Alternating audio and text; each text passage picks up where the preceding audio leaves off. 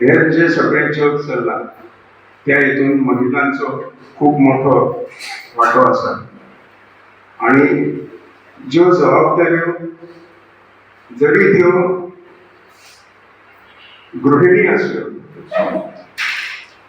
तरी घरान रावन सुद्धा ज्यो जबाबदारी त्यो पेलतात त्यो पुरुष पेलू शकना। तर आज महिला दिन नाही पण ज्येष्ठ नागरिक दिनाच्या पूर्व संध्येक आम्ही हा कार्यक्रम आयोजित केला आणि या वर्षा आमची जी थीम आसा ती महिला सशक्तीकरण। कारण आमचे वेगवेगळे सर्वे जे आम्ही घडोवन हाडले त्या सगळ्या सर्वेनी असे दिसून आले की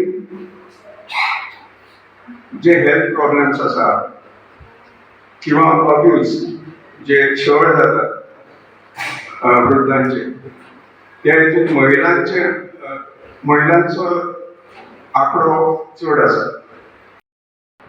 पतीच्या स्वाऱ्या झाल्या त्यावेळेला राणी लक्ष्मीबाई सारख्या पदात खोचून उभ्या राहिल्या।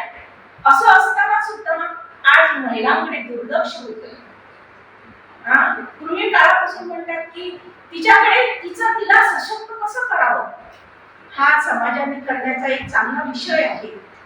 कारण महिला सशक्त झाली तर ती आपल्या कुटुंबाचा आधार होऊ शकते, आपल्या समाजाचा आधार होऊ शकते, त्याचप्रमाणे ती देशासाठी सुद्धा चांगलं कार्य करू शकते।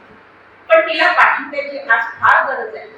महिलांना बाहेर पडत असताना घरातली सगळी कामं उरकून सगळ्यांची सेवा करून ती महिला आज पुढे येते आहे।